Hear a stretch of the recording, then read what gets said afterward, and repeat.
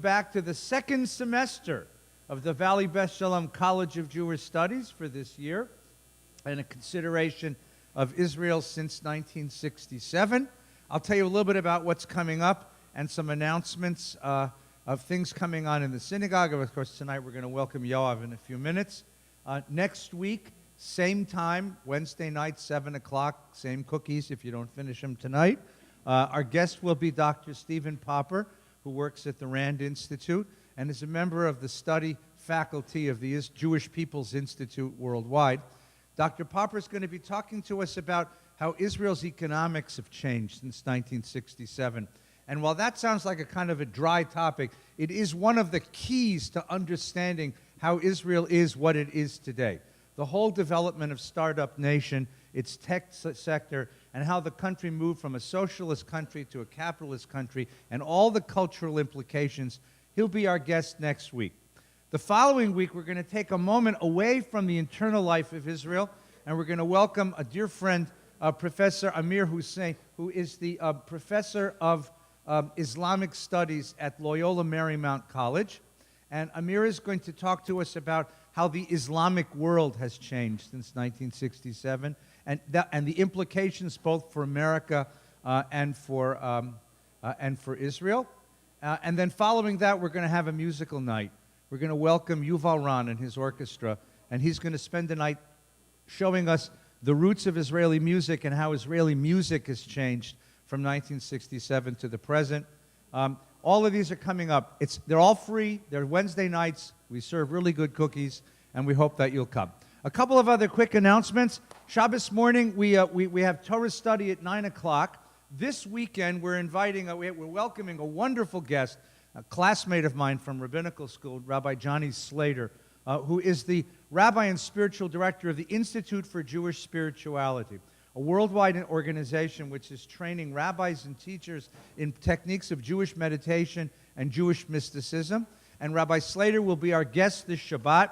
He's going to be teaching the Torah study with me at 9 o'clock. He's just coming out with a book on the great Hasidic master Levi Yitzchak of Berdichev, and he's going to bring some of the pages from his new book. As well, after shul, we'll have enchiladas for lunch, and after the enchiladas, we'll sit down with Rabbi Slater and talk about what Jewish mysticism actually is and how it's practiced. So everyone's invited to come in to enjoy that wonderful session. And then one more announcement. You ready? Can you get this one? Got Wednesday nights, Shabbos mornings. Get ready for one more? This Friday night is Rimonim, our beautiful musical Shabbat service. It begins at 6:30. You got to come in a very mellow mood. If you're not in a mellow mood, come and we'll get you into a mellow mood. And by the time you leave, you'll be humming and singing and dancing, and Shabbat will be part of your soul. Next Friday night, a special Friday night dedicated to the world of Sephardic music. We brought a scholar as a scholar in residence this year, a young man who grew up in our synagogue. His name is Asher Levy. His father's Jay Levy, Rabbi Jay Levy and Donna Levy. In any case, Ash grew up in a synagogue. He finished his degree at SC with honors in religion and ethnomusicology. And he is a marvelous musician in the Sephardic tradition. He plays a thing called an oud. I have no idea what it is. I can make, what? It's gorgeous. It's like a lute, only it's an oud. That's what I can tell you. But it's a beautiful instrument. The music is quite beautiful. And he's going to come next Friday night. The service, Alana, it starts at 8? Yeah. So have a nice dinner, have a glass of wine, come to shul, have another glass of wine, sit, get into a good Sephardic mood for an evening of Sephardic music. That's next Friday night. Oh, one more announcement. If you're female and you have a soul, the last weekend of the month, the 27th, 28th, the Neshama Minyan is having a retreat at Brandeis Bardin. It's led by my wife, Nina. You will save my marriage if you say to your spouse, hey, I want to go up there and have a weekend with Rabbi Nina. I promise you, gentlemen, you will not starve to death. I'll make sure there's food on your table. Ladies, you'll have a marvelous weekend of learning, praying, and growing. Just come into the synagogue, tell somebody you want to go, and we'll have somebody call you and invite you to come. All right? So, Wednesday nights, College of Jewish Studies. Shabbos morning, Rabbi Slater in the world of Jewish mysticism. This Friday night, Rimonim, 6:30. Next Friday night, Sephardic music at 8 o'clock. And the weekend with Neshama Minyan at the end of the month. That's all the announcements I can remember, okay? Ask everyone to please rise together. Turn to the people next to you and wish them good evening and welcome. Good evening and welcome. Welcome. And thank you for being with us. Sure, it's a pleasure.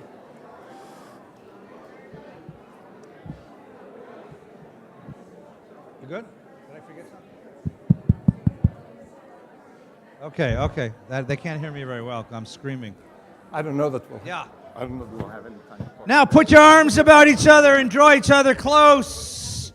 And share a bracha. Baruch atah Adonai Eloheinu melech haolam.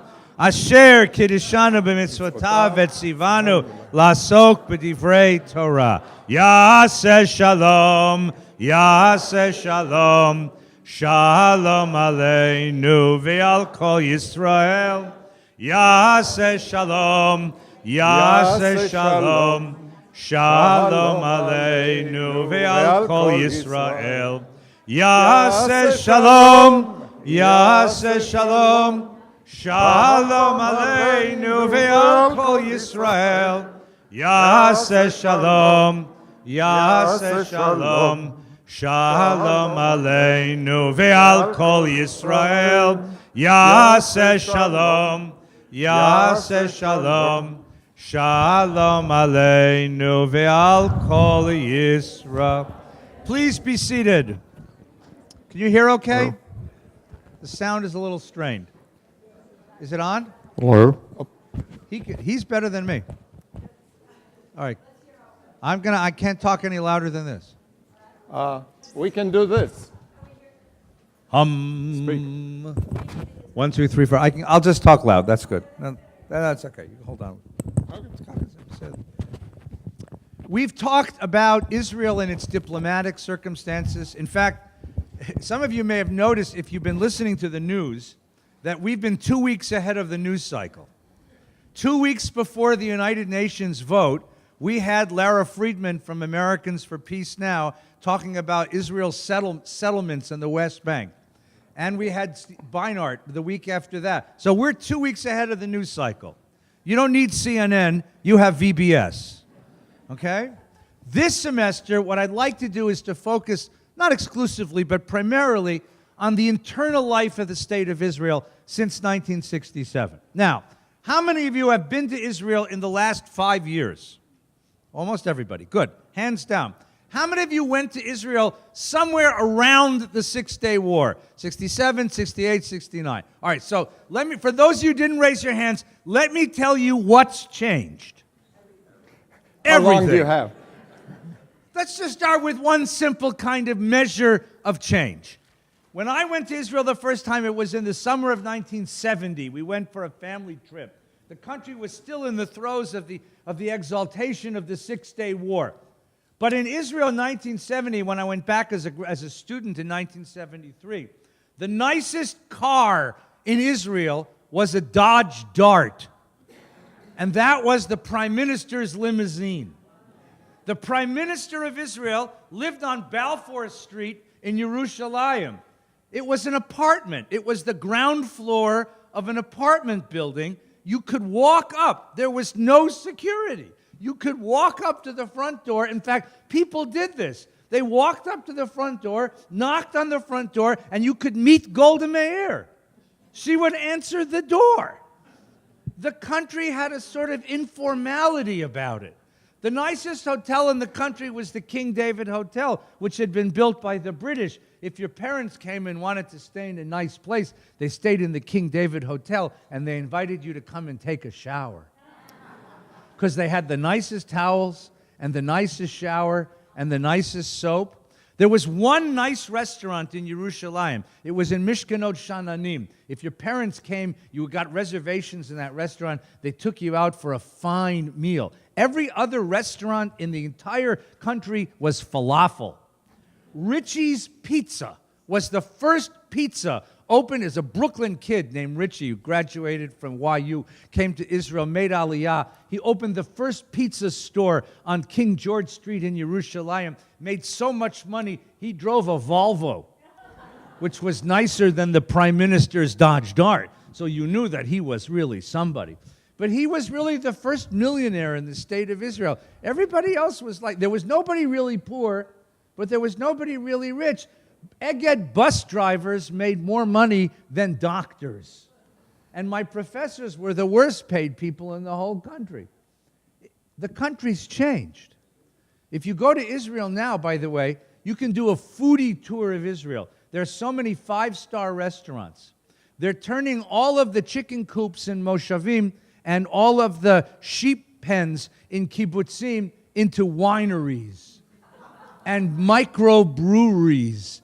Israel now has remarkably wonderful wine and microbreweries, wonderfully homegrown beer. They're wonderful restaurants, many of them not even kosher, right? I mean, imagine that. Who could imagine such a thing?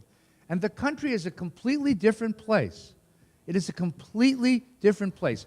But the biggest change, and this is what Yoav's going to teach us in a few minutes, so I'm going to preempt him, was that in 1968, 69, and 70, Israel could do anything.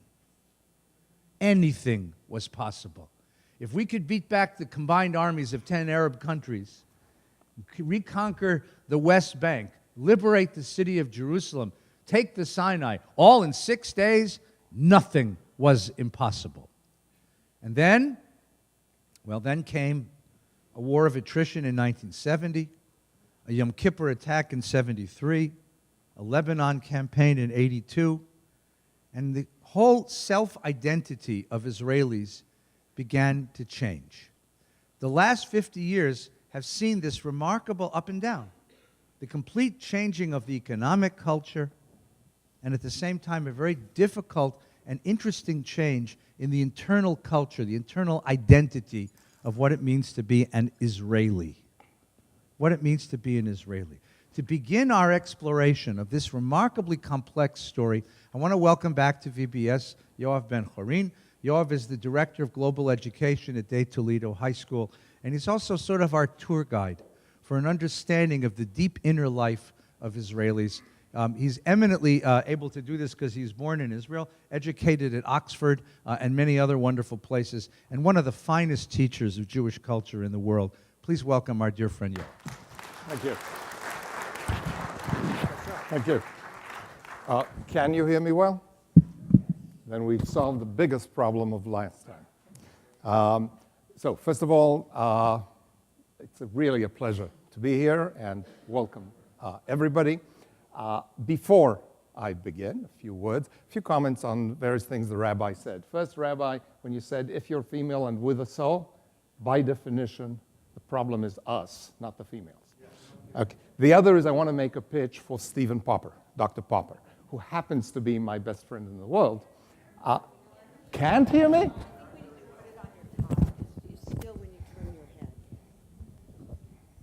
Maybe we need to put it on my nose. Okay. Can you hear me better now? No? Yes. Okay.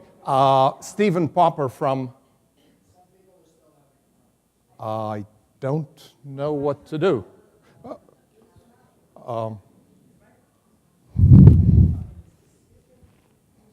I have no idea. Shall I raise my voice a little more?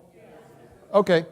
So for the third time, Stephen Popper, who happens to be my very best friend from Brand Days to this day, is brilliant, okay, and has focused mostly on economic issues, but it's well beyond economics. It's the very strategy of economics and so on. He's done actually RAND projects in Israel and so on. I just highly recommend, okay? The other comment to the rabbi, professors are still the worst paid people in Israel. Not everything has changed. So, to begin with an apology, I need to be here because I'm actually going to try to overcome my well-deserved reputation for being the most technologically challenged person in the Western world. But since I thought that for my and our purposes this evening, it would be, I hope, particularly interesting, and if I can make it so, insightful, to speak of Israeli psychology and society and culture and politics, I wanted to use some poetry, a feature film, and one of the finest documentaries I've ever seen that happens to be about the development of Israeli society from 48 through Aliyot, okay? Leading to 1998. It was made on the 50th anniversary of Israel, but I edited it furiously and hope that being close to this contraption, I will be able to control it somewhat, okay? So, with these disclaimers, let me begin. I actually would like to begin at the very end, meaning right now, briefly, get back to the subject of 67, but not just 67, leading to what is the title of this talk, namely an unsettled, pun intended, and fractured society, culture, whatever you'd like, Israel, unsettled and fractured, and go back to how things, and extraordinary things, were achieved, and how various fissures came about. I will begin by saying that if you look, disclaimer, we live in turbulent times, both here and in Israel, okay? Politically and emotionally turbulent. And most of what I will deal with could be understood, interpreted, and responded to as in one way or another political. Anything important in the end has to do with these sorts of decisions. That is not the intent, okay? So give me the benefit of the doubt if you think otherwise, and challenge, okay? That'll be fine. So let me begin with this. There are many parallels between the conflicts, the fractures, and the anger within Israel today and for the past 10 years, and what we're witnessing in this country in the past year. Many interesting parallels, but not just parallels, also crucial differences. And I would like to illuminate both what they are and where they come from, okay? But to do that later on towards the end. So really to focus first on Israel and combine the various aspects I said, politics, society, culture, psychology, and so on, and then bring it up to today again. And what I will do is preface the first video with a few comments, and then project. You're reading all my mail. There. And then project a number of things one by one. And if you would like to discuss some of them at the end of each segment, that is fine. Or if you would like, or if you prefer to let me and it run, fine. So, to preface all of this, the crossroads in Israel's history, of course, are numerous. Your series is focused especially on 67. I would add to it something we don't pay as much attention to today, but that is absolutely crucial to understanding of Israel, society, culture, psychology, resentments, quarrels, today's politics, and that is exactly a decade later, 1977. Okay? 67, 77. The third leg of that stool, I would say, was the subject of the talk here exactly 2 months ago.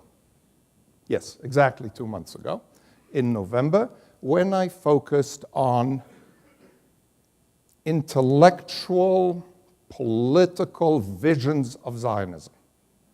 In other words, how did Herzl, Jabotinsky, Ben-Gurion, Magnus, and of course, another 50 million Jews, but mainstreams in Jewish views of what the Jewish problem is, what the Jewish solution is.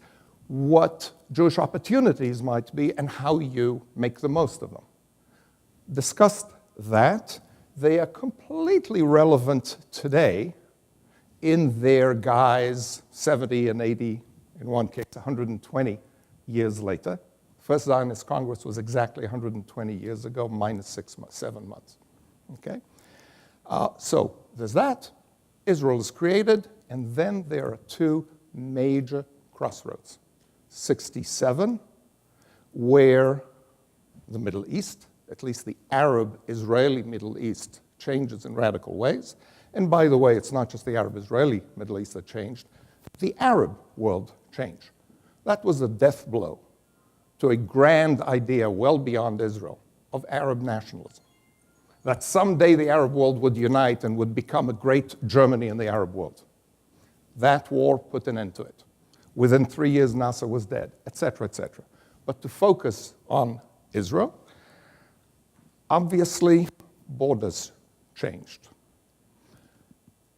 There were bargaining chips, one of which was used with Egypt in 1977 and on. But something more changed, arguably even more important, but arguably, excuse me, namely, a fourth vision of Zionism emerged. Earlier on, you had the Herzls and the Jabotinskys who said the Jewish problem is persecution, danger. The Jewish solution is let's be a majority in our own state. They were not identical. Jabotinsky is very Herzlian, but whereas Herzl in the late 19th century had a particular kind of vision, Jabotinsky in the 30s already believed, I believe understood, that you will need military power as well. That was one vision, focusing on the diplomacy, politics, and military strength that would be required to create that bottle within which you would pour the wine. The focus was on the bottle, not on the wine. Jews need to be saved. Don't bother us right now with, as Jabotinsky said to the Royal Commission, with a second edition of the Bible, a model community, trinkets, toys of silver and velvet. We face a calamity. Let's solve it. Ben-Gurion, similarly, but with a lot of focus on the wine. Okay? Ben-Gurion seeing not just dangers, physical, but distortions of society and the psyche of Jews that are brought about by diaspora. When they threaten you, you're not just afraid. Being afraid changes you. So that vision of Zionism put much greater emphasis on certain things that were internal, even at certain points, to focus on them ahead of territorial claims.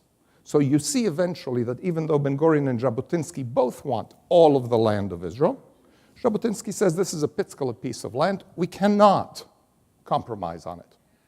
Ben-Gurion says, you're right, except that our force will come mostly, our power will come mostly from industry, economics, immigration, culture, what have you. They both want culture, immigration, and strength. Their emphasis is different.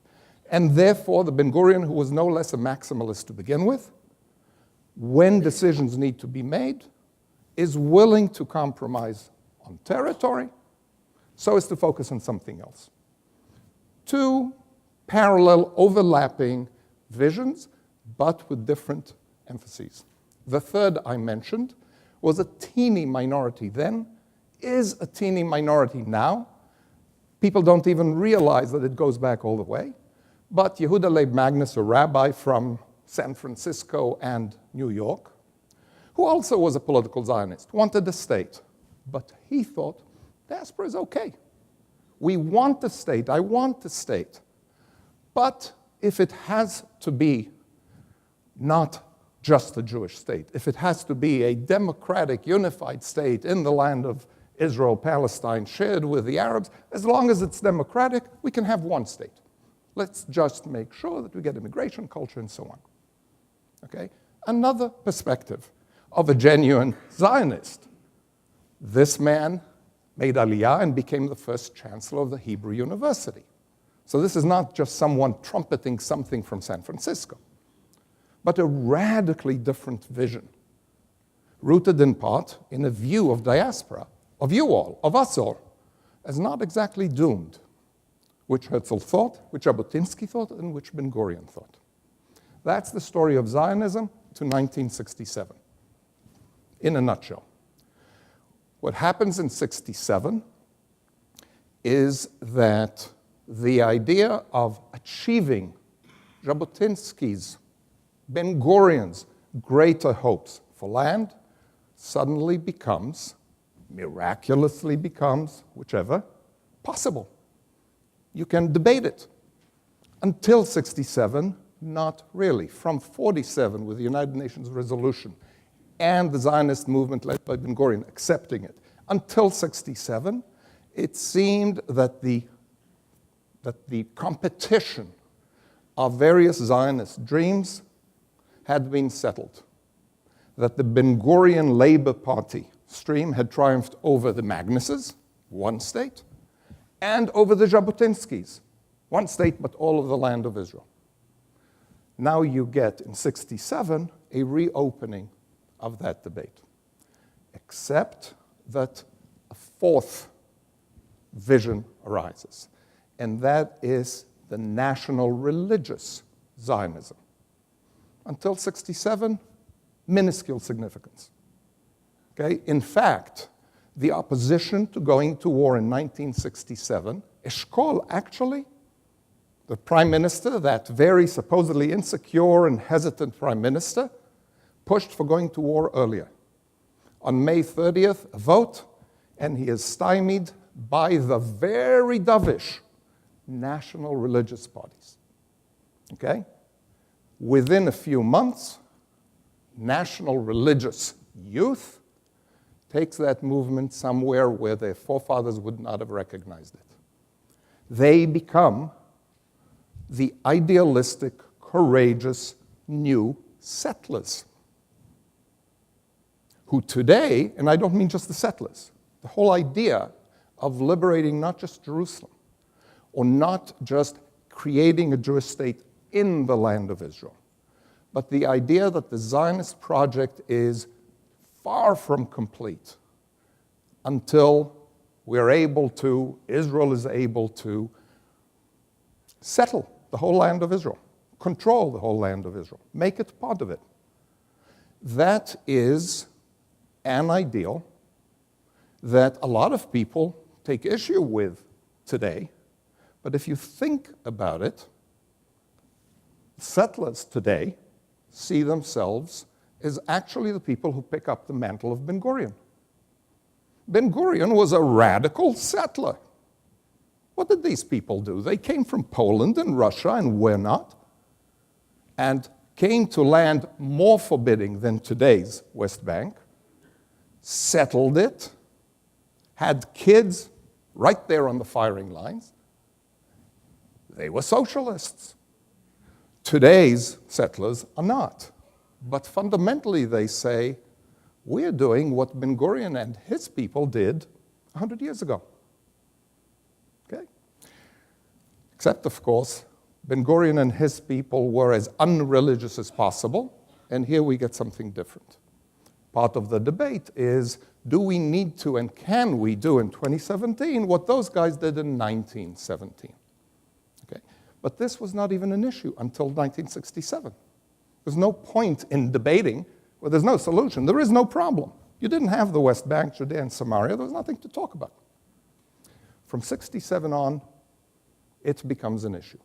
It's an extraordinary story. At the end of this time, I'll get back to some of it. Let me just mention something. Tzvi Yehuda Kook, Rabbi Tzvi Yehuda Kook, the son of the very moderate first chief rabbi of Israel under the British, of the land of Israel, the Jewish community, Avraham Kook, in the 30s. His son, who was an old man by 1967, his son, 2 weeks before the war, gives a talk to his followers that seems prophetic. He speaks in very general terms, but it's a little bit like Naomi Shemer's song, Jerusalem of Gold. Within 2 to 3 weeks, oh my God. And that's exactly what they said. Oh my God, a miracle. The Messiah is coming. Okay? And it is his followers and the yeshiva called Merkaz Harav who become the core of Gush Emunim and so on. It's a long story. So in 67, boundaries change, and a new major actor, increasingly major, with a different, overlapping, but different Zionist vision comes onto the stage. Today's Naftali Bennett, if you'd like, what have you. Okay? The other earthquake, it was called, in a way revolution, was not as sudden as 67. 67 was a security crisis. Of course, it didn't come out of nowhere, but nevertheless, comparatively sudden, resolved within 6 days of fighting, and suddenly that landscape is different. The other, that of 1977, where for the first time in 60 years, the labor Zionist movement, or at least 50, the labor Zionist movement loses control of leading Zionism. Ben-Gurion began to lead this not in 1948, but already in the 20s and 30s. In 1977, you may recall, Begin wins an election. And the issue is not so much Begin, but who gets him to power. Namely, that population, mostly, of immigrants, mostly from Middle Eastern and Arab countries, Iran and Turkey as well, but mostly Algeria, Syria, Morocco, Tunisia, and so on, Yemen, who initially, coming into Israel, Ben-Gurion was God. And in fact, the term for him, even when he was in his 60s, was Hazaken, the old man. He was everybody's dad, granddad, and God, okay, if you were secular like him. 29 years later, they turn against his heirs, and to this day, the politics of Israel are contested, but mostly led by first Begin, Shamir, today Netanyahu, even, well, etc.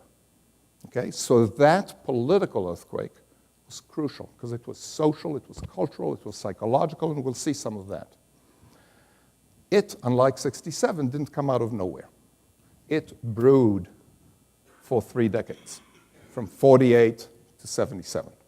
It took a while, and the process was very interesting, important, and it's continued since, will be my suggestion, my argument. Okay. So,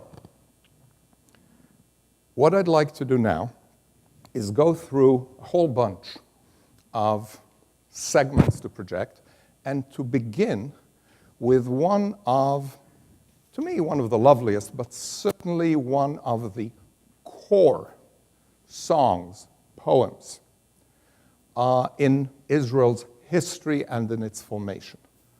Now, first a word. Poetry, especially, and literature have had a role in Israeli culture, Israeli society, that has been very, very special. We dealt with sacred texts forever and ever. And now in the 20th century, we begin to do something else, and we have a state and Hebrew and poets and poetry. This is one thing we're not that familiar with among American Jews, become almost semi-prophetic in the way they are regarded. Okay? The most emblematic of those of the generation of 48, who was then a young man in his early 20s and is now alive in his mid-90s, is was then and is Chaim Guri. Chaim Guri wrote some of the best-known and most beloved songs about the 48 war, some of them written already in 48 and 49. Certainly all Israelis, but many of you will know the song, for example, Bab El Wad. Okay, Bab El Wad, Lanetzach, ta ta ta. Okay. Another, no less emblematic, in a way more so, is the one I would like to have us hear. And then you have it here, Shir HaReut, in English rendered as The Friendship. This was composed in 1949, became iconic. Kids today sing it and are hugely moved. They don't have much of an idea of where it comes from, okay? But that's okay. It was iconic of the sort of youthful optimism and naivete, not in the sense of being silly, but in the sense of being unsullied, okay? Of being young and thinking you're in the service of the greatest possible historical, ethical mission, and you're making sacrifices along the way, but they're all worth it. You miss those you've lost on the way, but as you sing sorrowfully of their going, it's not a sad, it's melancholy, but it's not a sad song. It is, in a way, very optimistic. Now, several of Israel's leading singers from the 50s through fairly recently have sung it. I chose the one that I think is best, of course, performed least professionally, namely At That Time by Leakat HaNachal. These guys, and you'll see one of them who barely dares open his mouth, they were one of the military troops. They were the leading military musical group. And you'll bear with the, it's not a dynamic performance, but if you focus on the tune, the words, and on them. These are young men and women, 19 years old, 20 years old, in 1949. 50, I think this may have been, I'm not sure, but the song is from then, who sing not of friendship, re'ot in Hebrew. Let me give you a hint. Ra'aya is a nicer word for wife. It's comradeship. It's BFF. It is a kinship of soul that is achieved within a group that is not just a friend, but that is dedicated to something big, that fought and died and survived and then sat around the campfire to tell the stories. That's Re'ut. Okay? So, if you can follow this, the translation is okay. Some things can't quite. Let me just give you one example. Yeah, you see the chorus. At one point, they speak of how beautiful those who were lost were. In Hebrew, it is Yefeh HaBlorit. Who speaks Hebrew here? Blorit is what I no longer have, but when you grow your hair as they did at the time, and you have the front especially, flowing and flying in the wind, that's a blorit. That was the Sabra of 48. Okay? So now, let's listen to this. It's just under 4 minutes. As I said, it's not dynamic, but it is beautiful and moving.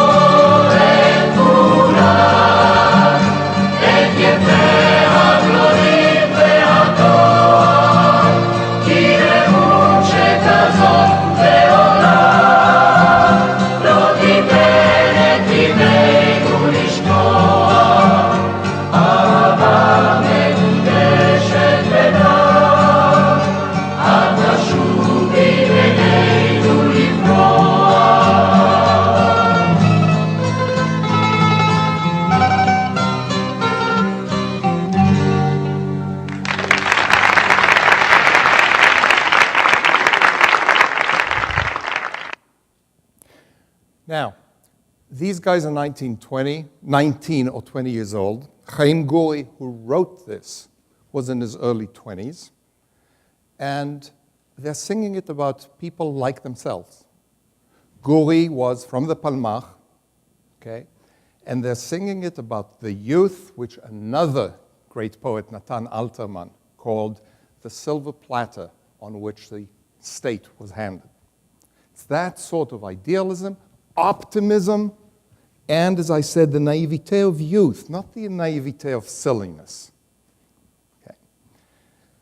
Now, picture is cropped again. But this song has been sung by Israeli kids and people all through. The last time that it was particularly often broadcast, any guess? Anybody recognize this guy? That's the young Rabin. In 1948, he was 26 years old, deputy commander of the Palmach.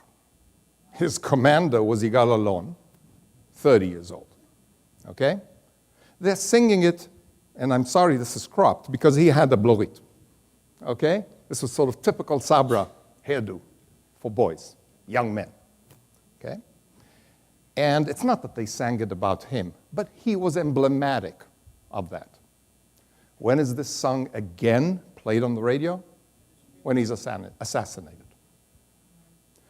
And it's played with a melancholy this time, not just for the man who, and I'm not discussing politics now, I truly am not discussing politics. Okay? Not for the man from Oslo or the man from anything, but for the beautiful boy who gained this, survived that, embodied the miracle of Israel, and the comradeship and the oneness that these people and Israelis felt at the time. Now, the poet, who at that point was only beginning, and wrote, he didn't consider this a poem, he said it's a song. These are lyrics to a song. He became a great poet. Arguably, his finest book of poetry was published when he was in his late 80s, so this is not someone who lost it, okay? Among his very latest poems from the 21st century, this man is already not young, is the following. I'll read just a few lines, but this is a man who wrote this sort of optimistic, moving, okay, lines. This I found in Hebrew, doesn't exist in English. We emerged and marched in file. We didn't look back. Under the eastern wind, which so flattens colors, it renders them indistinguishable, indistinct. Okay? We marched under the eastern sun. So why, after years, do they tell us that the sun causes skin cancer? This is the guy who wrote this. Who wrote this as part of his best poetry. Never mind the politics. He's not making a political point. Okay? And I don't think it's just, well, age, he's become pessimistic. There's something else. Okay? These are the same people. It's the same man. Okay? And both he and Guri represent ideologically, socially, culturally, an element in Zionism and in Israel, the element that founded Israel, that today, or rather their sons, grandsons, and great-grandsons, are part of the mix of the politics and disputes that you see today in Israel. Okay? This is the journey of one man, but he's not so atypical. So, let me now move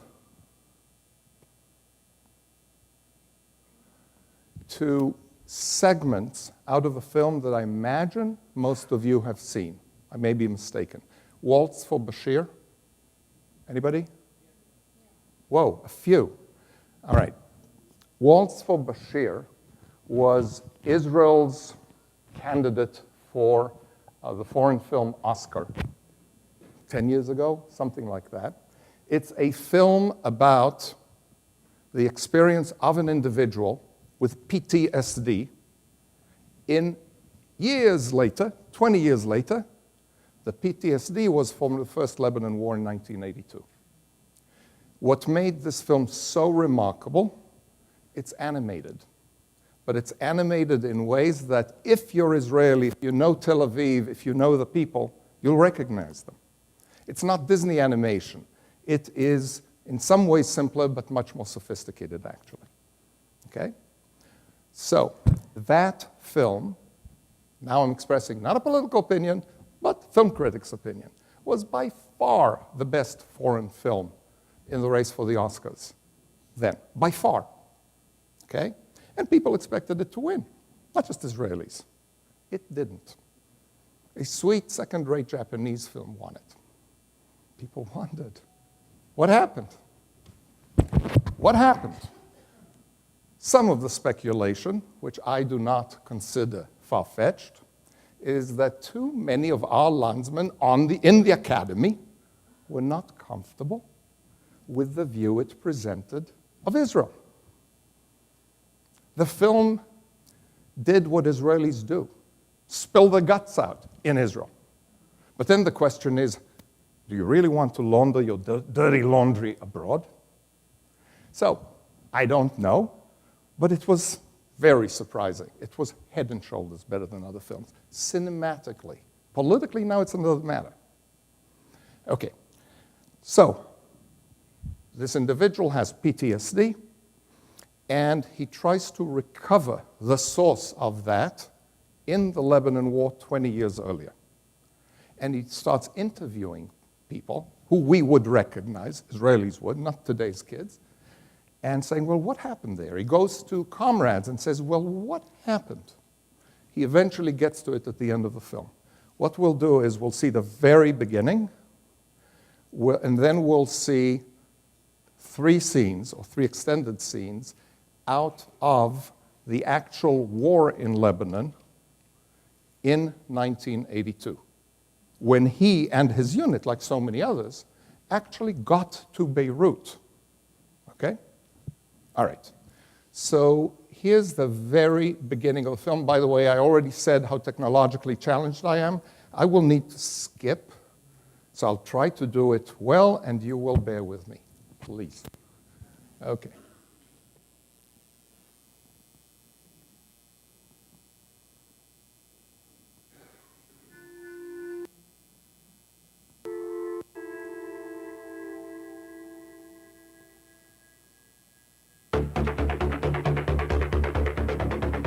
This is totally Tel Aviv.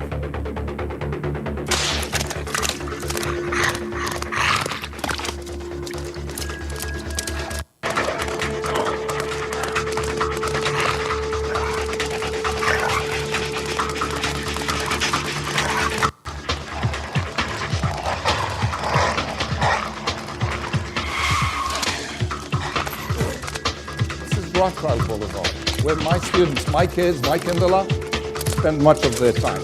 They would recognize this main avenue in Tel Aviv with the trees, the boulevard.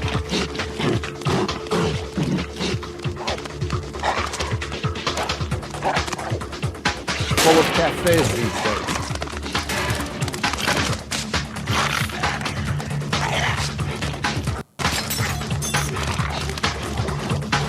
It's as hip as any boulevard in Europe.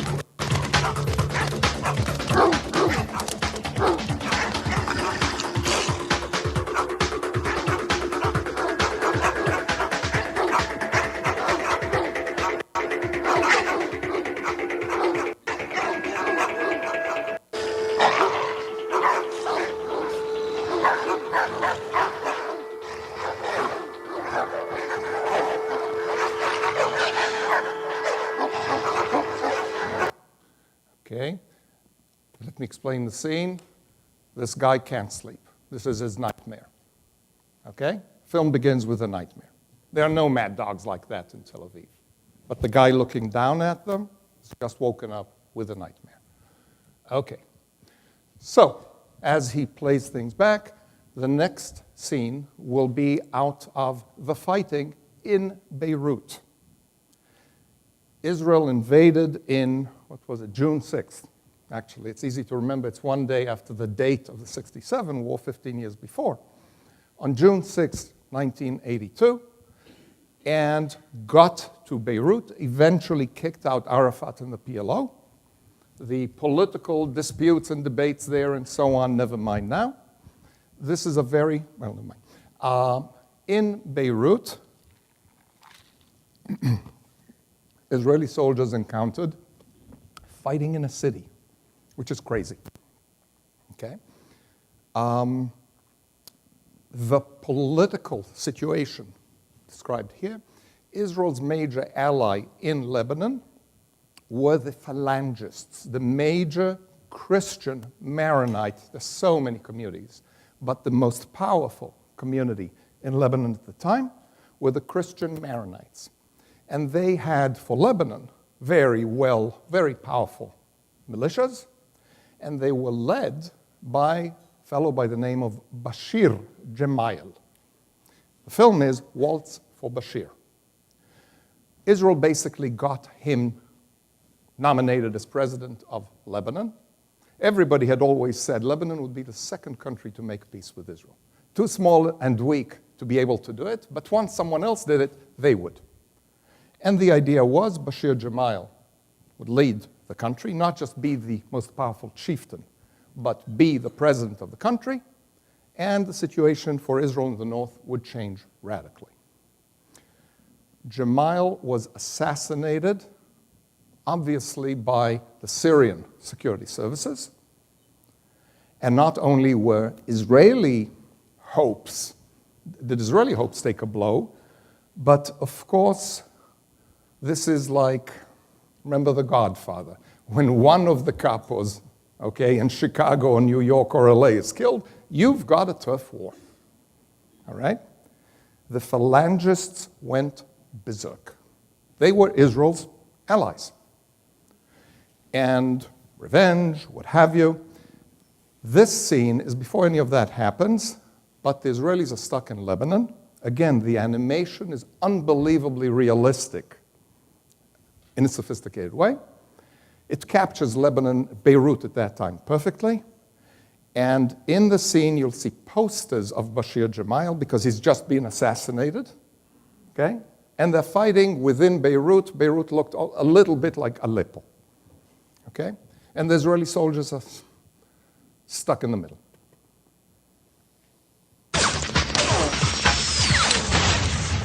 יורים מכל הכיוונים לכיוון שלנו.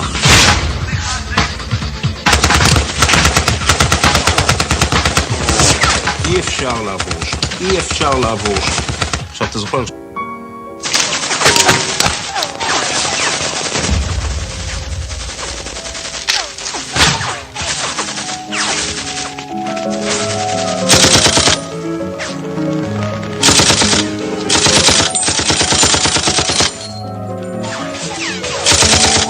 The film is called Waltz for Bashir. אני לא יודע אם זה נצח או דקה, אבל אני רואה את פרנקל בצומת וים של כדורים שורקים סביבו, מכל הכיוונים. ואני רואה איך במקום לרוץ לצד השני של הצומת, הוא מתחיל לרקוד פתאום. הוא ממש בטרנס. הוא מראה להם שהוא בכלל לא מתכוון לצאת מהצומת, הוא רוצה להישאר שם, לנצח. הוא רוצה לרקוד ולס בין הכדורים שלהם, כשמסביבו התמונות הענקיות של בשיר, וכל זה בזמן ש200 מטר ממנו, המאמינים של בשיר מתכוננים לנקמה הגדולה, מתכוננים לטבח במחנות הפליטים סברה ושתילה. Okay, I don't know what just happened to the sound, but could you all, well, you had the subtitles.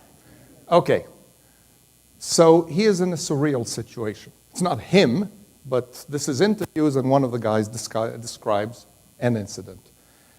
Following the assassination, the Phalangists look for revenge. And then the single most famous episode of that war, alas, comes about. Namely, the Phalangists want to go into Palestinian refugee camps because the Syrians were allies of the Palestinians. and the Israeli army, which controls Beirut, basically secures the area and lets them go in. Not imagining what would happen. Okay? But, nevertheless, sort of holding the bag, and now you see the phalangists preparing to go in, then going in. There's some tough scenes here.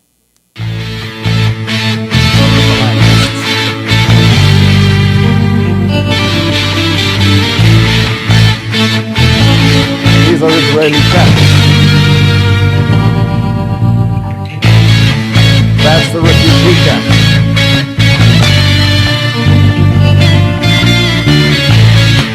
These are Israelis.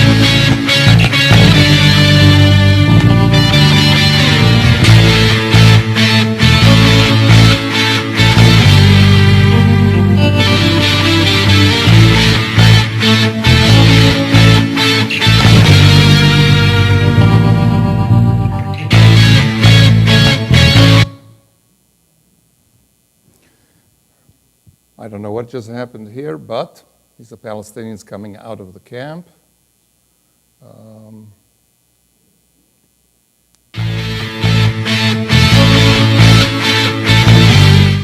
Okay, continuation here, an interview with Ron Ben Yishai. Any Israeli at that time would recognize him. He sat at my parents' living room, and you'd recognize him because he's missing a finger. In the course of the interview, maybe not here, האנשים והילדים פשוט פנו אחורה וחזרו לתוך המחנה. הפלסטינאים. הפלסטינאים.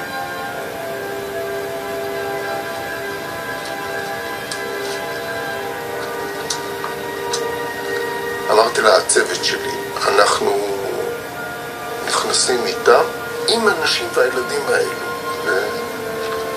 ורואים מה קורה במחנה. טוב, אנחנו הולכים במחנה. אני רואה המון הריסות.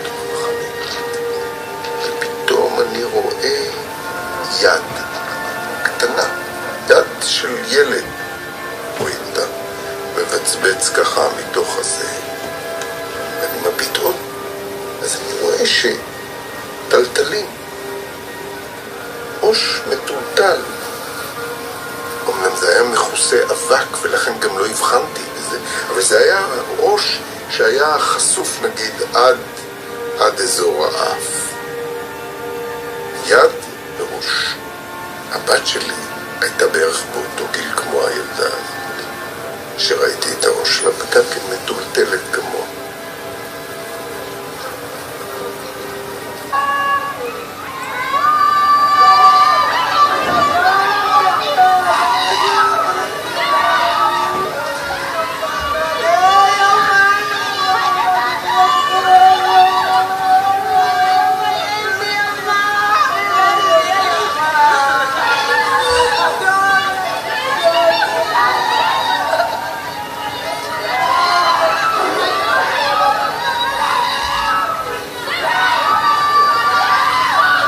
Israeli soldiers outside the camp.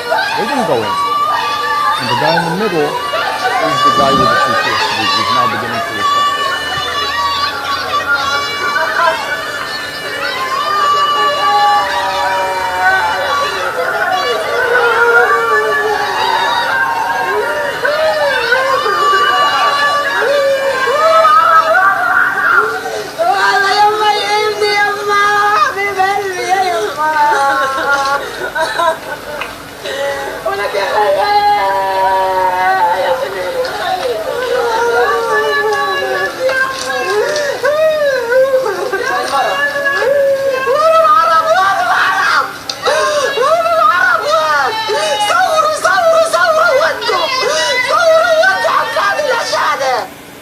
This is what he and his cameramen from Israeli television filmed.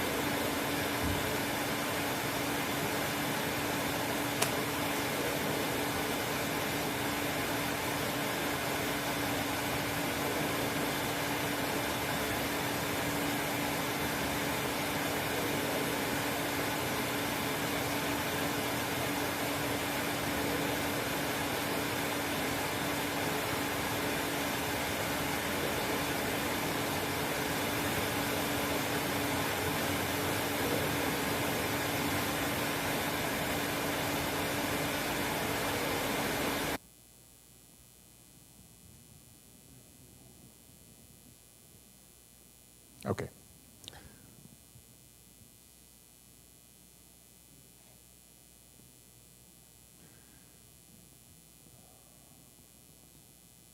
Okay, I'll switch in a moment. Obviously, this is a powerful film. Obviously, it was a very personal film. And obviously, this was a sort of guilt-ridden film. But the Israeli army had not done this. Okay? Israeli soldiers did not participate in this massacre. As then Prime Minister Begin said, famously, Christians massacre Muslims, and the world blames the Jews. Except the biggest demonstration in Israel's history. By the way, the guys who broke this story were Tom Friedman and others. Okay? The biggest demonstration in Israel's history took place in Kikar, today called Kikar Rabin, estimated at between 250,000 and 400,000 out of a population of less than 4 million. Okay? Demanding the resignation of Sharon and what have you. Begin resigned, Sharon had to resign, etc. The war was a huge trauma in Israeli history for many reasons, not primarily because of this. Israel got stuck. We lost so many young men there. And there was such a debate about, is it necessary, is it not? Israel only managed to get out of there 18 years later. Okay? Now, Israeli cinema has evolved and become quite an impressive cultural phenomenon, but that's not my point here. The population, films like this, okay, it's not that they represent everything or what have you, but poetry like this, films like this, demonstrations such as took place in Rabin Square, were mostly, overwhelmingly, by the descendants of the young boys and girls you saw singing from 48. Okay? And if you think about it, who are they? They came from Europe. I spoke of Herzl, Jabotinsky, Ben-Gurion, Magnus, and we could go on. Dubnov, Borochov, Sirkin, Abba Hillel Silver, to a man, Ashkenazi Jews. With all sorts of positions. Jabotinsky right-wing, Ben-Gurion left-wing, although not in today's terms. But Israel was founded, led, dominated, the culture was set by Ashkenazi Jews. The idea of Zionism, political nation, that's Europe in the 19th century, where Israelis say, me too. And I have a special reason. Not everybody hates the Germans or the French, but everybody, including the Germans and the French, hates me. But the idea is a European idea. And Herzl comes from there. Ben-Gurion, Jabotinsky, Weizmann, they all come from there. And in 1948, with the exception of a few Yemenites and others, that population is composed of them and people like my grandparents and my father and my mother, who were refugees from Nazi Germany or from the Russian Revolution or what have you. And who in 1948 and 50 and so on, okay, were not only the people who fought the wars, they were the ones there, but they're the ones who created a certain culture and dominated it. And the universities and the army and the politics, everything. All right? So now, let's, and over time, that population has become a smaller and smaller part of the Israeli population as a whole. Then it was 95% Ashkenazi. Today it's less than 50% Ashkenazi. Okay, or maybe 50. You can't distinguish completely. There's a lot of marriage and what have you. But they were Israel in 1948. Today, very few of them have voted for any government in Israel that has won since 77, 40 years. And what you find, I touch on politics, but culturally, psychologically, where you read Chaim Guri and he says, we marched in file under the sun. We. Now, decades later, you tell me that the sun causes skin cancer. They've gone through changes, psychological, cultural. You may agree or not agree with politics. I'm not talking politics now. I'm talking, we'll get to it again, but I'm talking psychology, culture, personal experience. Okay? All right. So, what I would like to show, and if it's okay, I furiously edited this, I think, brilliant documentary, so it'll be a little choppy, especially since it depends on my skipping from place to place, called The Ingathering. No matter what kind of Zionist you were, the idea that you needed to bring Jews, and most people, unlike Magnus, didn't think diaspora is okay. So preferably bring all the Jews to Israel. The ingathering of exiles. The time we spoke of galut, not diaspora, exile. The term tfutzot, diaspora, is much more recent. Whether you were left-wing or right-wing, Ashkenazi, Sephardi, green, blue, tall or short, the idea was anything and anyone not in Israel is in exile. Bring the exiles back. This segment of a 20-chapter documentary that Israeli TV broadcast, put together and broadcast in 1998 on the 50th half-century anniversary of the country, was the kind of thing that couldn't have been done 30 years earlier. Israel was a much more mature, reflective, self-critical society. Okay? And this one deals with ingathering of exiles and the way this changed, transformed Israeli society, increased the size, transformed it, achieved extraordinary things, and involved all sorts of frictions. Since I had to edit furiously, let me just tell you this. The Israel of 1949 is about 750,000 people. Within 3 years, 3.5, Israel absorbed as many people. It became 1.5 million. Again, comparisons are ridiculous, but imagine that by the year 2020, this country, impoverished as Israel was then, absorbs 330 million people. Stunning, absolutely stunning achievement, which was achieved with great sacrifice for all concerned, those in, those out.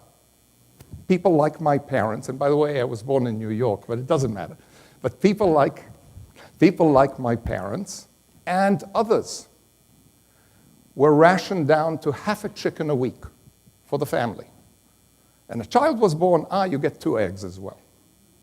The country had nothing, and Ben Gurion's priority, and he stopped the war, short of liberating Jerusalem, Judea and Samaria, the core biblical lands.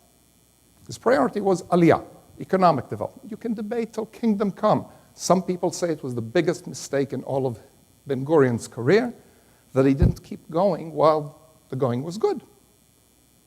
Okay? Palestinians then were fleeing in every direction. Jabotinsky was right, it's a teeny land. Why not keep going? All sorts of debates, but the war ended, or rather, Ben Gurion ended it, and focused on ingathering. I won't show the beginning, but basically 1.5 million people, mostly from Yemen, Iraq, some Holocaust survivors, pour in. And this very poor country scrambles to do something. All right? And who's doing the scrambling? The Ben Gurions, the rabbins, those people who don't have much and are sacrificing a great deal. But they have 2 things. They have control of the country. They are the government, the military, the ministry of this, the ministry of that, the academia, the newspapers, the poets. Okay? They may not have a cent to their name, but they speak German and English and Italian and whatever. They are prepared for their sons to get PhDs at Princeton. They're ready. Who are they absorbing? Refugees from Iraq, Morocco, what have you. Okay? All right, so I'm going to begin. Oh, and initially in the first, I'm sorry? Well, where I will begin, it's 1949, 50, 51, 52. What Israel did in order to absorb such masses was quickly build, I don't know, 100 ma'abarot or whatever, basically temporary camps, tin sheds, tents, whatever. And the idea was, okay, we'll move them. It took a long time. And the ma'abarot were both a solution and a problem. Could Israel have had a better solution? Difficult. But was the solution a problem? Yes. Okay. Now, the documentary consists of interviews with people today and historical footage. And it keeps going back from present to past. Present then was 1998.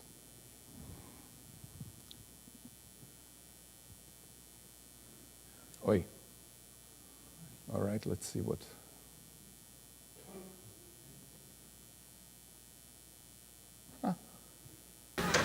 To solve the problem of the immigrant camps, the government began building ma'abarot, literally transit camps. The idea was to create temporary housing near established towns and villages where the new arrivals could settle in, find work, and begin to feel at home in the country. Transition. That tells the story. 250,000 new immigrants moved into quickly constructed ma'abarot all over the country. At the start of the 1950s, there were 130. They were simple makeshift towns of tents, tin huts, and wooden shacks. There was no running water, no electricity, no drainage. It was blazing hot in summer, freezing cold and damp during the winter. The camps were frequently flooded. The hope that the ma'abarot would ease the plight of the immigrants quickly evaporated. Instead, they became a symbol of frustration and disappointment. The first impression was a total shock. Nothing that I visualize. This guy is today, those of you who know, Tarnagol Kaparot, he's the author. From Iraq, has become a very well-known writer in 1998. But he arrived into Ma'abara with his family. I'll skip him. Let's see where I said I should skip to. 10:39, 12:16.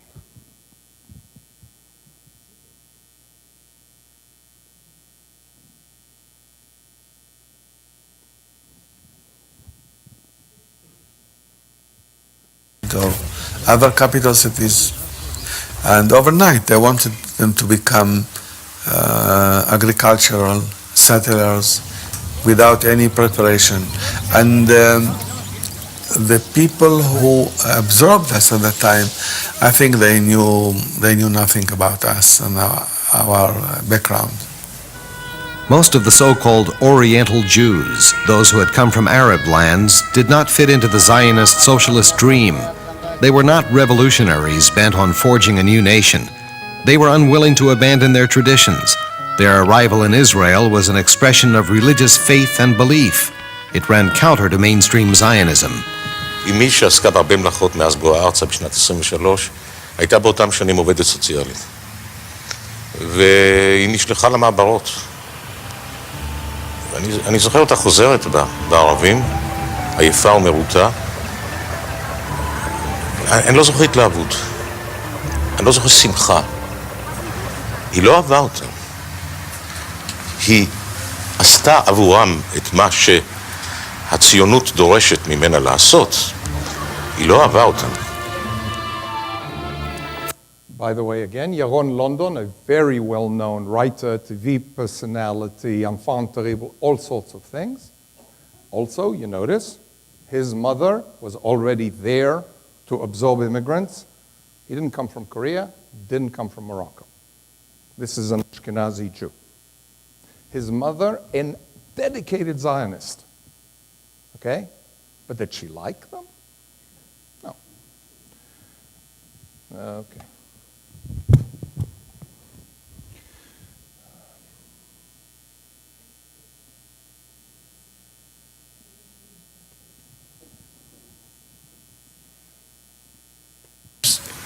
ואז היא פוגשת אנשים, כמובן,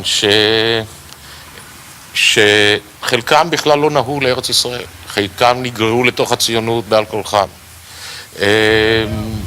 אנשים שלא ידעו שמה שצריך לעשות זה להפוך מסוחר קטניות בבסרה לפועל עברי גאה.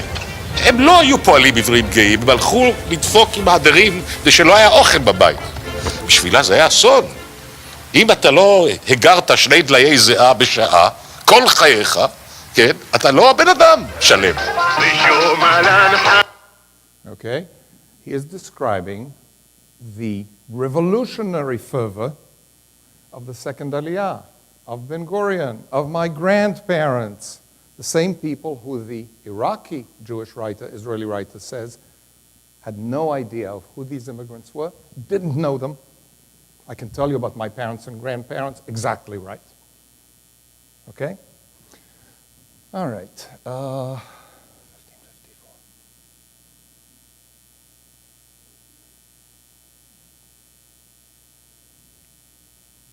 Okay.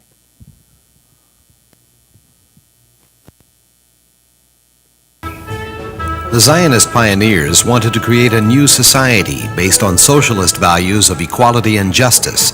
The old world, in their view, was gone. For the most part, these veteran Israelis looked upon the new arrivals as inferior, their culture worthless. I felt I am not as worthy as the white people, as the Ashkenazim. I am not as worthy. I am less good than they are. I perceive them to be with more self-confidence. I perceive them to be more whole as people. And the fact that they weren't ashamed with who they are, and the fact that Israel represented them, it did not represent me. We were the elite.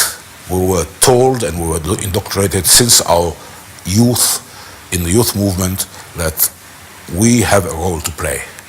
And in that role, we have to dedicate ourselves to fulfilling the major thing, which is Hagshama, which is to go to the kibbutzim and make the desert bloom in a socialist nucleus. And of Very, very, very much. We want to bring the Yemenite immigration, diaspora, and exile. The culture and traditions of home and family would have to be discarded. I think that major part of my childhood was really, today I think it's really suppressing where I came from, where my parents came from, wanting to be Israeli very, very, very much. We want to bring the Yemenite immigration into line with the Israeli reality, said David Ben-Gurion, to be part of the Israeli experience, freedom, equality, heroism, and culture. We must turn them as quickly as possible from Yemenites into Jews who have forgotten from where they came.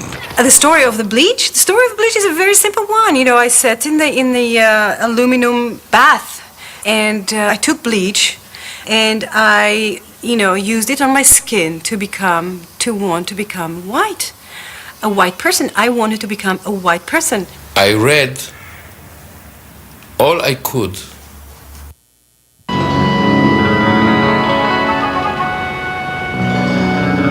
Toward the end of the 1950s, a fresh wave of Jewish immigration arrived in the country from Morocco. Absorption techniques had improved. The arrivals were not sent to immigrant camps or ma'abarot, but directly to new towns and settlements in the Galilee and the Negev Desert, far from the center of the country. The idea was to disperse the population throughout the country, where it would help defend its borders. The journey was long and tiring. The destination. This is home. Okay. So, Israel is absorbing better than Ma'abarot. Now, what did the Ben-Gurions and the others do in 1906 and 1917? They went to God-forsaken places, malaria-infested, and settled. Now Moroccan Jews come in. So what do? Go to the extreme north, go into the Negev, these are the development towns in Israel today. Do what we did. Okay? Except we had no help. We are now giving you help. We didn't have a bus that would take us or someone who would build apartments for us. So from the point of view of the Ben-Gurions, of my parents, they were doing something extraordinary, and they were. From the point of view of these people, consider it, okay? Today's population in Israel, 50% of it, are their grandchildren.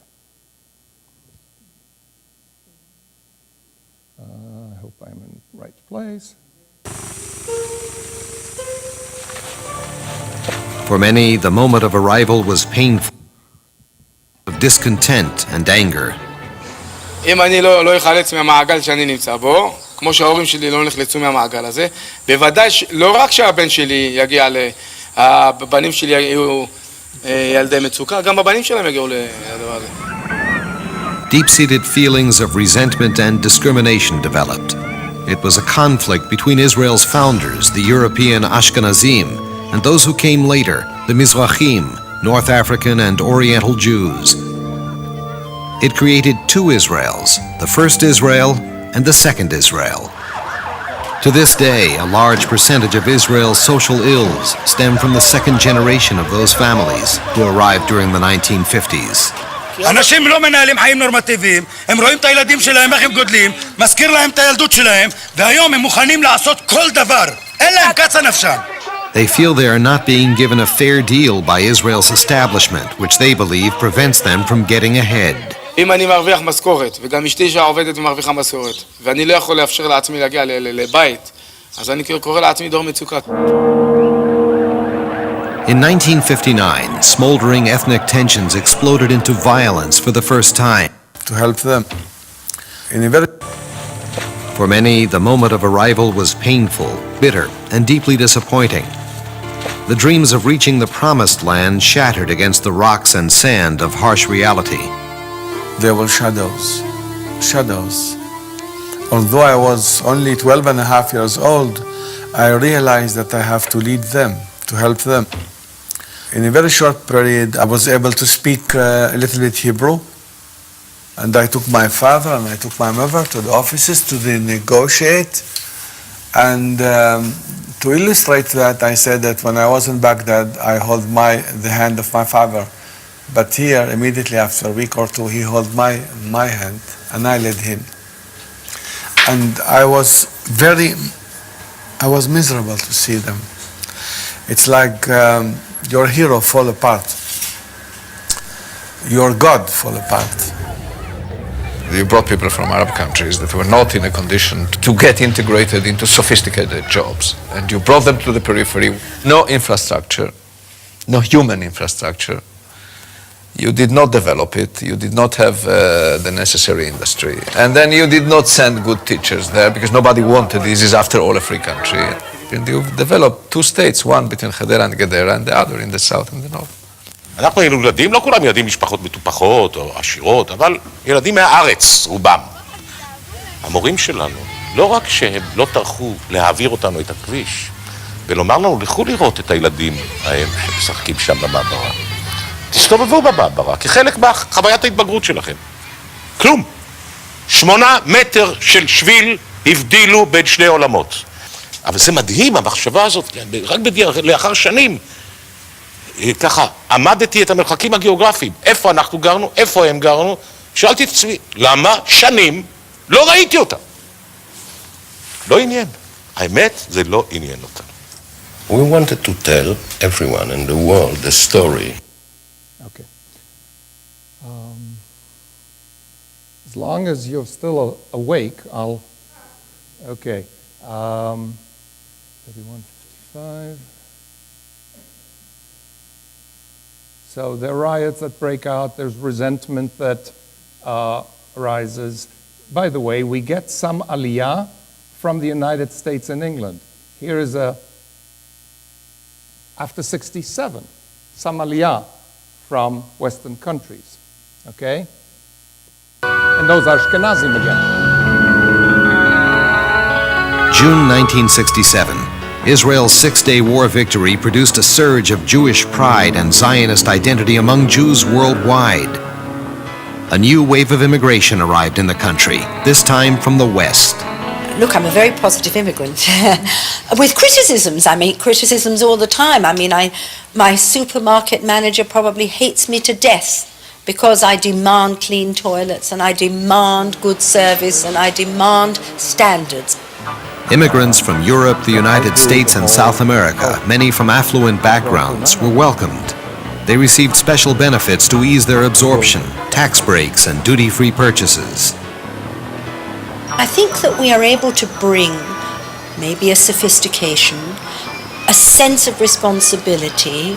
We bring the best out of the country we left, and we've left wonderful countries, and bring it in to add to what Israel already has. This is a lovely woman. Okay, do you think she has any sense of what a Moroccan Jew experienced or feels? None. And every word she says is true. Every word is true. Wonderful. Zionist, Olah, contributes. Has no sense of what the second Israel is. No idea whatsoever. Zero, nada, niente, zippo. Okay. I'll fast forward a little because we want some time.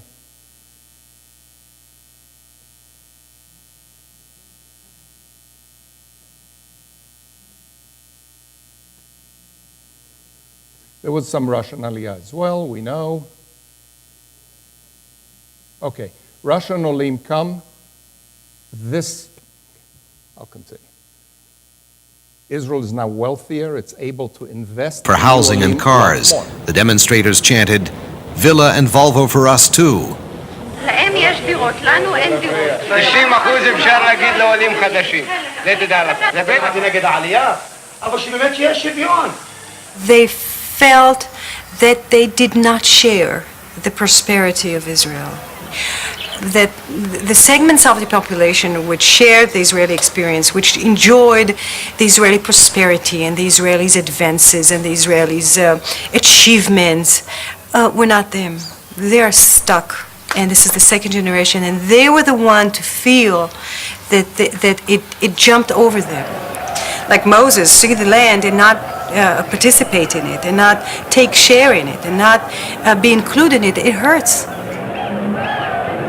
They called themselves the Black Panthers after the American radical group. They came from the poor neighborhoods of cities and development towns to release their pent-up anger and frustration on the streets. They charged discrimination and inequality, that they had been mistreated and bundled off to transit camps, packed into development towns and left to rot in underprivileged neighborhoods. It was an outburst of the weak against the strong, the black against the white, a social time bomb about to explode. Once you bring people from the diaspora and promise them the socialist paradise of Ben-Gurion, but you don't give them a paradise, you uproot them from their paradise in the diaspora, but you don't bring them in to the... By the way, this was a major Labour Party leader, okay, who became foreign minister, all right? But reports on a similar sort of experience as that Iraqi writer. So again, this is not right-wing, left-wing. This is society, culture, psychology, social tensions. It will relate to politics. And it's in 1977 that it will explode. Paradise of the elites. So they were disoriented, and it is there that Begin came, and he offered a series of values which were more natural: family, community, tradition, Jewishness. 1977, a political earthquake. Right-wing Likud leader Menachem Begin became Prime Minister of Israel. An era had ended. It was a time for reckoning with the old establishment and the ruling Labor Party, which had dominated the country for almost 3 decades. People were fed up. They demanded a change. Israelis of Middle Eastern and North African origin had voted overwhelmingly in support of Menachem Begin. Their leaders now assumed positions of power in his cabinet and the parliament. כולם מוכנים לסבול כשזה מנת כולנו, ולהיות במעברה, לעבוד בהרי הגלבוע, לקטוף כותנה, לעבוד ביסודות של בניין שלא ידעת מאותך. כל הדברים האלה קיבלנו אם לא באהבה, בהבנה, זאת ארצנו. אבל כשאתה רואה שהמדינה מתקדמת ויש כאלה שנשארים מאחור, כאן נשבר משהו. כאן נשבר את התחושה של עם אחד, של חברה אחת, של רצון לחיות מה שיש אבל ביחד. From the social viewpoint, the 77 upheaval was a necessary break from the past of the utter dominance of the old Ashkenazi elites, of the Labour Party, of myself. It broke the old taboo, if you want, the old social setup, where only people of my kind felt that they are fit to rule. He was deputy mayor of Jerusalem. Okay? The mayor of Jerusalem today, Barkat, is also high-tech, Ashkenazi, etc. Teddy Kollek, who American Jewry loves so much. Okay? I think he was great.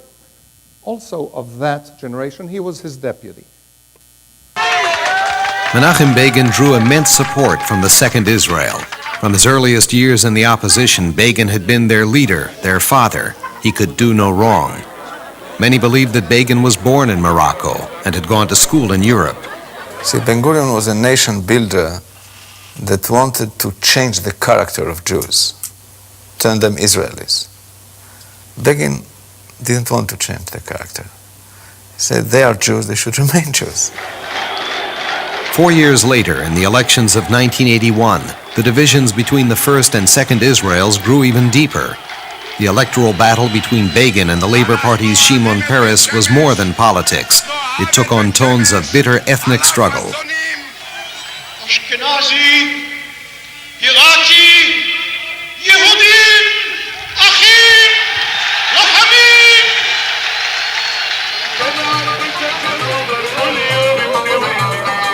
The political upheaval of 1977 coincided with a cultural revolution which gave national legitimacy to the music and heritage of Israel's Eastern Jewish communities.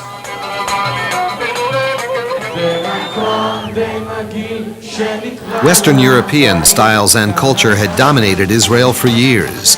The culture of the so-called Oriental Jews was considered irrelevant, inferior. Their music, with its Arabic motifs, was not played on the radio. Oriental Israeli singers were ignored.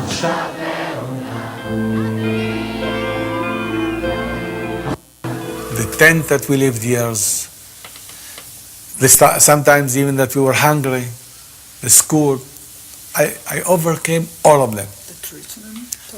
I overcame all of them, believe me.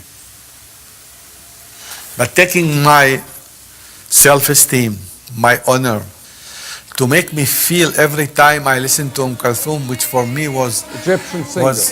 Her songs are heals to my wound, healed my wounds. My romantic soul, to tell me that this is monotonic Arab music, ugly one, how can you listen to it?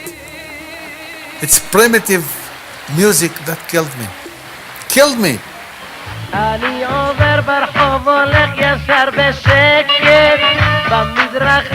Now Oriental Jewish music became acceptable. It was widely heard and performed. Oriental singers topped the music charts. A new generation of former immigrant writers gained prominence and were studied in the nation's schools. Israeli culture would now be defined in Western and Eastern terms. The attempt to create a new Western-style Israeli in the melting pot of mass immigration had failed. Israel had become a multicultural society. The monolithic Israeli is broken down, and we have today an Oriental Israeli, an Ashkenazi Israeli, an Arab As a cultural being. Israeli, an Arab Israeli, a religious, an Orthodox. Sharansky is an Israeli, Nawaf Masalcha is an Israeli. The electricity and other things. But socially, the social structure. To ease their absorption, most of the Ethiopian Jewish youngsters were sent to boarding schools. The separation of the children from their parents לא צריכה ואין לה שום זכות להבחין בין מניעים שונים שמביאים את היהודים אליה, כן? כי מלכתחילה היא נולדה וקמה בתור ארץ יהודים, בתור ארץ מקלט, והיא בכלל לא צריכה לסווג את גלי העלייה מבחינה הזאת.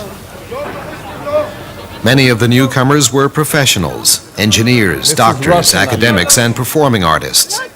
500 orchestra conductors arrived in a country without 500 orchestras. They אני חושבת שאני מאוד שמחה שאני כאן בעידן שבו ישראל הופכת להרבה יותר פלורליסטית מבחינה תרבותית, ושהיא לא לוקחת על עצמה את המשימה הקדושה של טרנספורמציה של האדם מתרבותו לתרבות אחרת, כאילו ממשהו ישנו למשהו אחר. ואני שמחה שהיא נותנת לי לחיות את מה שאני. ולנהל את המשא ומתן עם הישראליות ועם התרבות הישראלית, ולהוציא מהישראליות את מה שאני אוהבת בה ולאמץ, ולהשאיר מהרוסיות את מה שאני אוהבת בה, ולחיות איתו. לפני כמה וכמה שנות אלף, נפרדנו אני ואחי. Arkady Dukhin, a Russian immigrant. ולכיוון של הקרירים האלה, אני לדרום מזרחי. 50 years ago, a Hungarian humorist called Theodor Herzl decided that there has to be a Jewish state, yes? I have to explain. This is the most famous humorist in Israel's history, and he is Hungarian. Okay? So when he says a Hungarian humorist, Herzl, okay, it's one of his many humorous comments.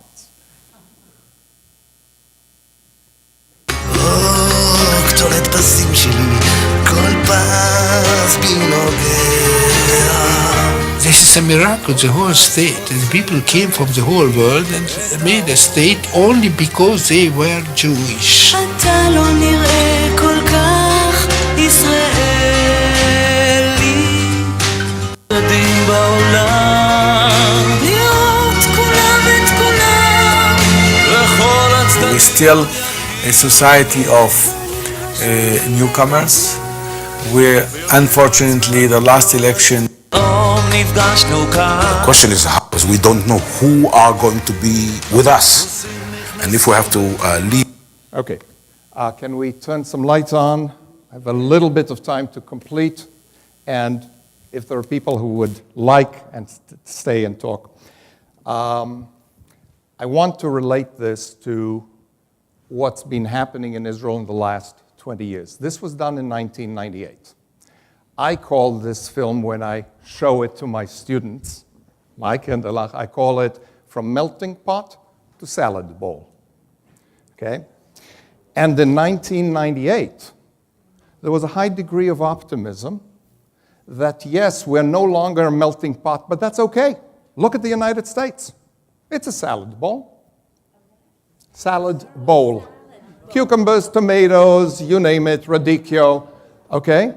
And now, as the Russian says and others say, Oriental, Middle Eastern, Arab music, growing up partly in Israel, I never, absolutely, as they said, never heard anything except for Naomi Shemer and Chaim Guri, which was Volga Volga. It was Russian music, it was German music, it was beautiful music. Kulthum, of whose records I now have in CDs, her songs would last anything between an hour and 4 hours. Seriously. When she died, 3 million people turned out in Cairo for her funeral. She was the Maria Callas times 100 of the Arab world. Eli Amir said it's a balm for his soul. Israeli radio wouldn't touch that with a 10-foot pole for 30 years. And then comes a social, cultural, psychological revolt over time, and a political change, and with it, a cultural change. In '98, looking back on this, with some exceptions, the sense was, so we've become a salad bowl, but look what a salad. Wonderful. 20 years forward, and the feeling in Israel is very, very different. The fissures and the anger are, to me, reminiscent of the United States in the last year, except in Israel it's been the case for the last at least 10 years. Okay? As I said, all sorts of parallels, all sorts of differences. The point here is, in the salad bowl, it turns out, there was oil and vinegar, and they don't mix. So it was a salad bowl, but didn't quite mix. In the meantime, remember the political developments. The old movement and the religious national Eretz Yisrael Shlema, settler, and so on. The additional major movement in Zionism. The movement that says to Yaron London and the rabbins and the others, you've lost it. The New Yorker cartoon had it, lost it. You lost it. You used to be idealists and revolutionaries and pioneers. You've now settled into comfort, and you don't understand. Zionism is not done. We need to redeem the land of Israel. You just redeemed part of it. Okay? Please turn to the other poem I gave you, very quickly. The back of the first one, by Yehuda Amichai. Yehuda Amichai was almost the national poet of Israel until he died in the year 2000. He, like Gori, Palmach, 48 War, all of that. And here's one of his most famous poems. I want to die in my bed. All night the army came up from the Gilgal. These are biblical images. I want to die in my own bed. Read it at home. It's a wonderful poem.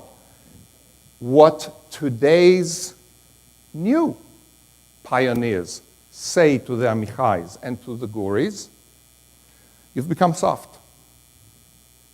You got half a pie, and you want to settle. You've become soft. You're willing to compromise the land. You're not willing to go further. You're not really very ideological, etc. Where does the social schism come in?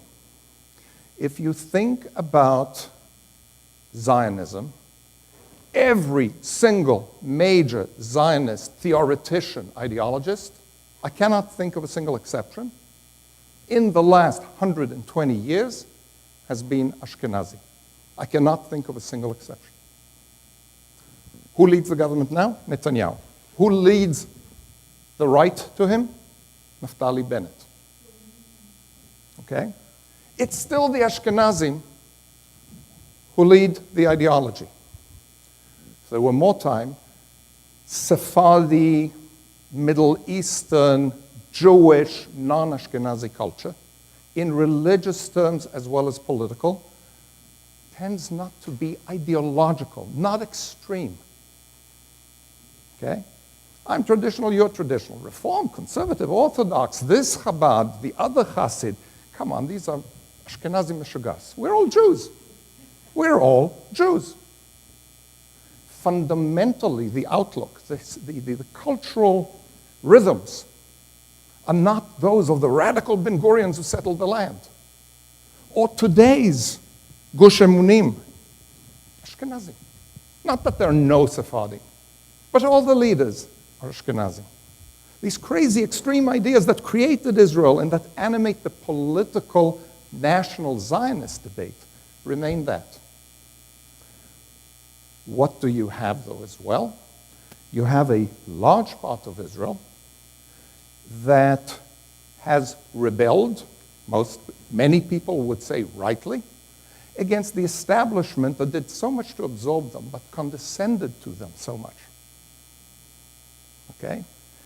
Basically, come, I'll save you, and I'll change you, and you'll be grateful. I may do a lot for you, but you're not going to be grateful. Okay? I don't know about you, but I imagine that your children vote the way your parents did. Okay? These sorts of things go through the family, they don't change much. So today's youth, parents, carry much of this. Ashkenazim and Sephardim, or used to be called Sephardim, many of the seeds we saw, even if they can't trace them personally. You look at the map of the Israeli election of 2015, and you see a blue Israel and a red Israel. And the blue Israel is cosmopolitan, educated along the coast. Remind you of something? And the red Israel is from those development towns, from the poorer neighborhoods of Tel Aviv and so on. Who are they voting for? Someone like them? No. Bibi Netanyahu. Again, the politics of Bibi may be exactly right. The reason these otherwise not extreme people are voting for one stream of Zionism or another, neither of which they created, is that initially Ben Gurion was God, then Begin was God. You rebel against Ben Gurion and anyone succeeding. And you claim your part in the country and its culture and its power. People like my parents. My dad was Israel's ambassador to Germany and then to Belgium, NATO, whatever. They came back to Israel. They left in early 1970. They came back in late 78, a year plus after the political change. And I remember my mother coming home one day and saying, "They stole our country." She had just taken a cab ride, and the newly emboldened, no longer reticent and second-class taxi driver dared consider himself her equal. They stole our country. I don't talk this way. Okay? Now, excuse me. Crucial differences, and again, I don't want to push it too far, but crucial differences, obviously, between the United States and Israel. There's no security issue here. Terrorism, yeah, right. There's no security issue in the United States. Israel, of course, is on the edge of a volcano all the time. Interesting other difference. In this country, the segment of the population that is blue, I'm not talking about Democrat, Republican, even though those are the terms, okay, the references, but the more cosmopolitan, big cities, coasts, education, has been growing relentlessly for generations. Clinton won the popular vote, even though all sorts of things in the election. More and more, the coasts, the big cities, the cosmopolitan, multi-ethnic, etc., are coming to have come to redefine America. What used to be a majority feels very uncomfortable. In Israel, it's the opposite. The guys who are blue are becoming a smaller and smaller part of the country. Okay?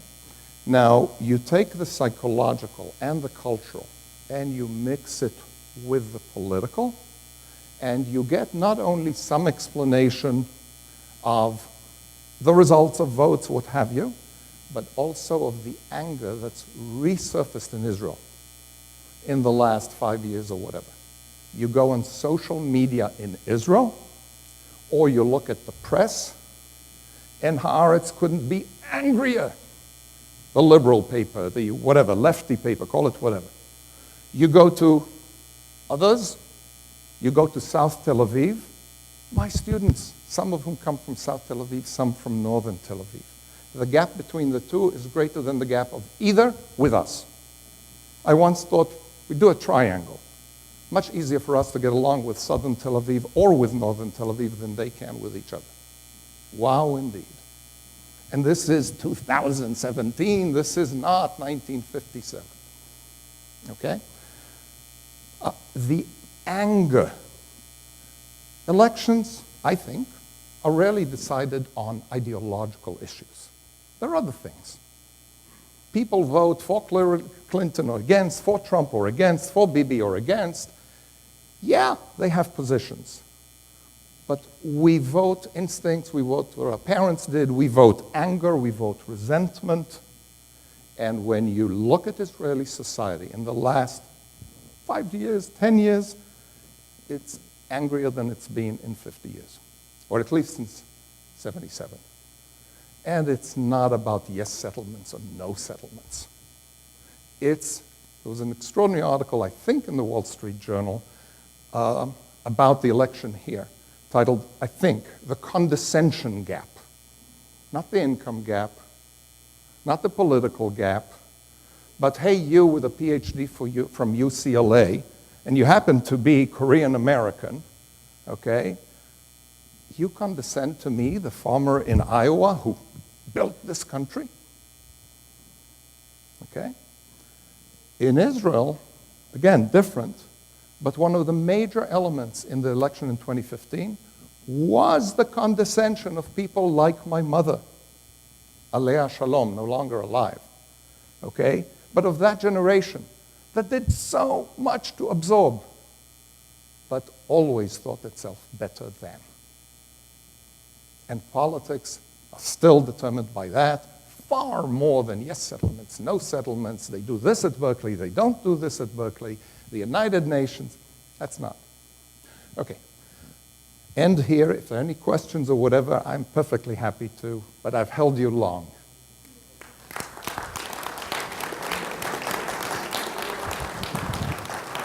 Just before we conclude, first I want to thank Yoav for a marvelous presentation tonight, and thank you for all the work that you did bring it. Apologize that the sound isn't so good, so I'll scream the rest. If nothing else, this is what you get. This was an introduction to what we're going to be talking about in these sessions coming up. And if nothing else, this is what you get. As American Jews, we have a certain picture of Israel. Now you know more.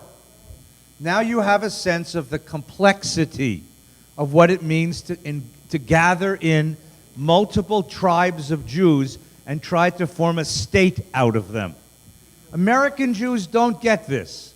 We look at Israel as a symbol of our Jewish peoplehood, but the reality is much more complicated. And that's what we're going to be discussing in the weeks to come. Thank you to Yoav. Thank you for everyone for coming. Please stay warm. See us Friday night for Rimonim, Shabbos morning for Rabbi Slater, and next Wednesday night for Dr. Popper. Thank you so much.